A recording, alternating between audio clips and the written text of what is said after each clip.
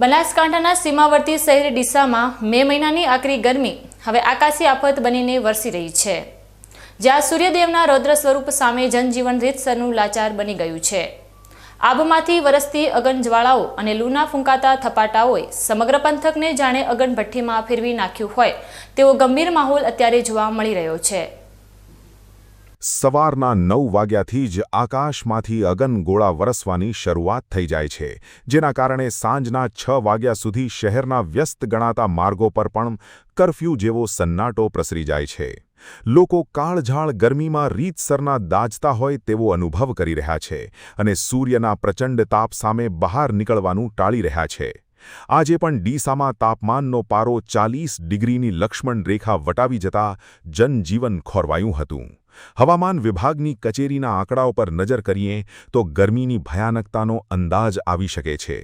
વહેલી સવારના 5:30 વાગે જ્યારે વાતાવરણમાં ઠંડક હોવી જોઈએ ત્યારે તાપમાન 29.8 ડિગ્રી નોંધાયું હતું। ત્યારબાદ સૂર્યના તાપમાં સતત વધારો થતો રહ્યો અને 8:30 વાગતાની સાથે જ પારો 30.6 ડિગ્રી પર પહોંચી ગયો હતો। 11:30 વાગ્યા સુધીમાં તો સ્થિતિ વણસી હતી અને તાપમાન સીધું 38 ડિગ્રી સુધી ઉછળ્યું હતું। બપોરે 2:30 વાગે જ્યારે ગરમીએ પોતાનો અસલી મિજાજ દેખાડ્યો ત્યારે પારો 40 ડિગ્રી પર સ્થિર થયો હતો, પરંતુ આશ્ચર્યજનક રીતે સાંજે 5:30 વાગે પારો નીચે ઉતરવાને બદલે 42.2 ડિગ્રી પર પહોંચતા લોકો ત્રાહિમામ પોકારી ઉઠ્યા હતા। આ ભયાનક ગરમીમાં રસ્તાઓ સુમસામ છે અને લોકો લૂથી બચવા મોઢે રૂમાલ બાંધીને અથવા છત્રીના સહારે માંડ બહાર નીકળી રહ્યા છે। રસ્તા પર દોડતા વાહનોની સંખ્યામાં પણ મોટો ઘટાડો જોવા મળી રહ્યો છે, જાણે આખું શહેર સૂર્યના તાપ સામે શરણે આવી ગયું હોય તેમ ભાસી રહ્યું છે।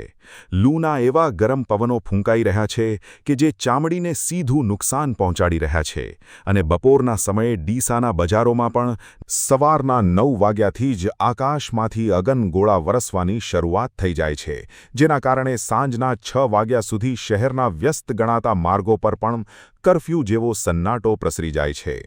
લોકો કાળઝાળ ગરમીમાં રીતસરના દાઝતા હોય તેવો અનુભવ કરી રહ્યા છે અને સૂર્યના પ્રચંડ તાપ સામે બહાર નીકળવાનું ટાળી રહ્યા છે। આજે પણ ડીસામાં તાપમાનનો પારો 40 ડિગ્રીની લક્ષ્મણ રેખા વટાવી જતા જનજીવન ખોરવાયું હતું।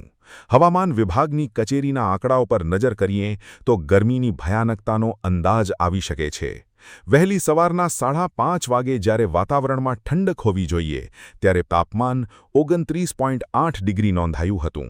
ત્યારબાદ સૂર્યના તાપમાં સતત વધારો થતો રહ્યો અને 8:30 વાગતાની સાથે જ પારો 30.6 ડિગ્રી પર પહોંચી ગયો હતો। 11:30 વાગ્યા સુધીમાં તો સ્થિતિ વણસી હતી અને તાપમાન સીધું 38 ડિગ્રી સુધી ઉછળ્યું હતું।